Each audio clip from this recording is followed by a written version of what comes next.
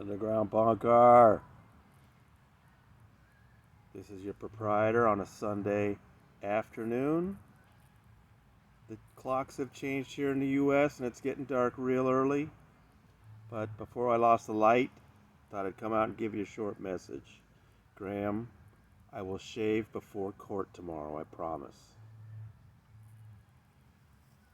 Well, I've been hearing from some of you about these various YouTubers who are taking my material and basically making a living from it. And look, there's not much I can do about that. But there was one woman who was literally putting out a new video after every single one of my court reports and just reading my reports off the screen.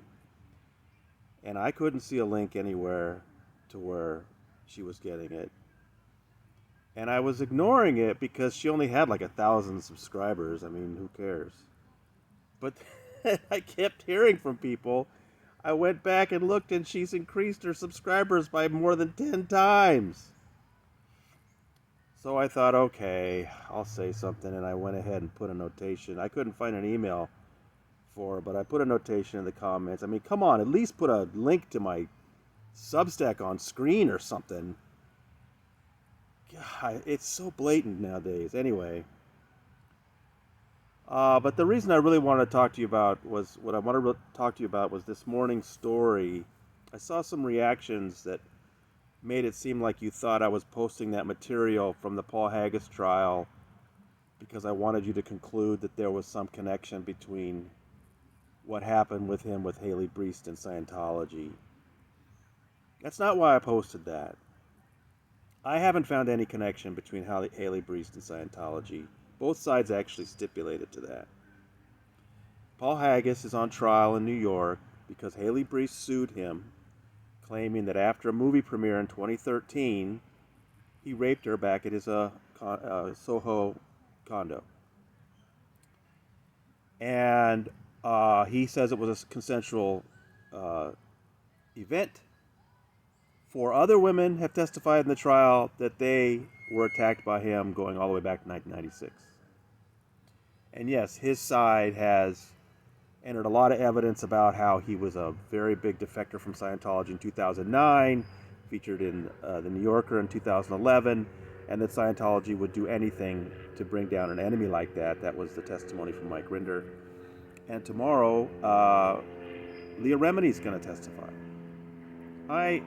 You could probably tell, I haven't done a lot of reporting on that case, even before it went to trial. And,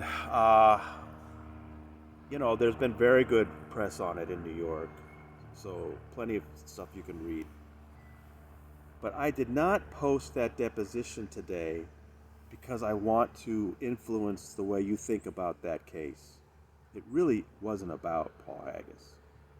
I posted that this morning because it was about Tommy Davis.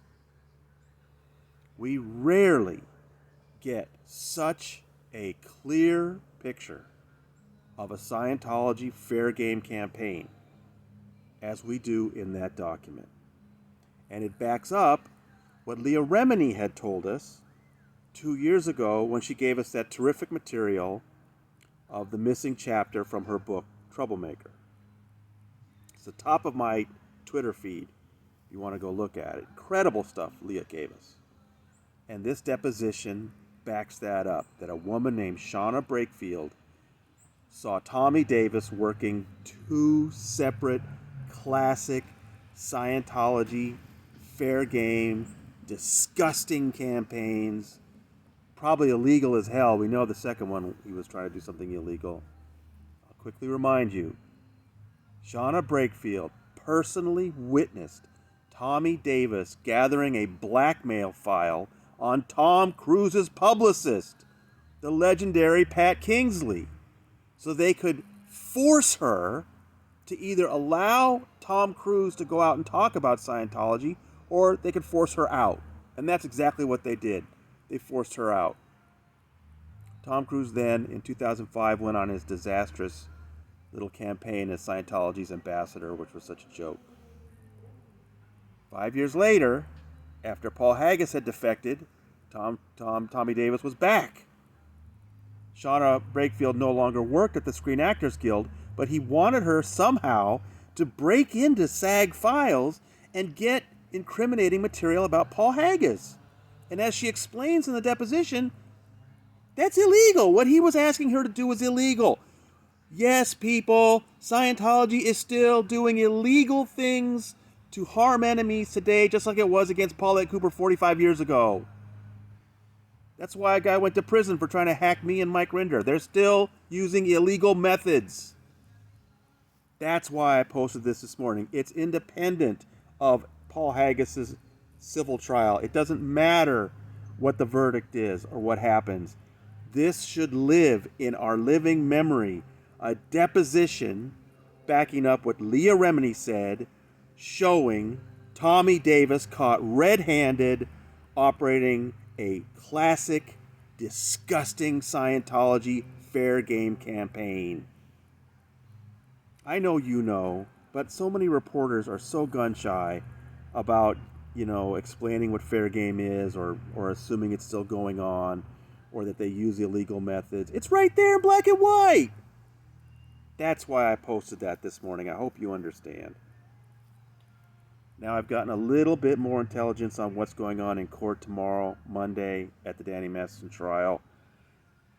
There's a couple of really interesting witnesses that I would really like to see on the stand. One is Jane Doe 4, and one is Damian Perkins. And I think tomorrow they will be, without the jury present, without any witnesses present, they will be arguing about whether those people are going to get to testify. So it should be very interesting. I'll be there. I'll let you know how it goes. And then the YouTubers can then make some money saying what I said. It's how media works now, people. There's nothing I can do about it. I'm just trying to bring you the best reporting I can. I appreciate so much the things you've been saying. I appreciate how many of you have subscribed, and I'm already developing stories for after the trial. I've got some absolutely killer stuff.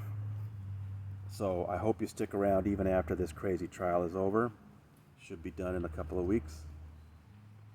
I need to get back home. All right. From somewhere in Los Feliz.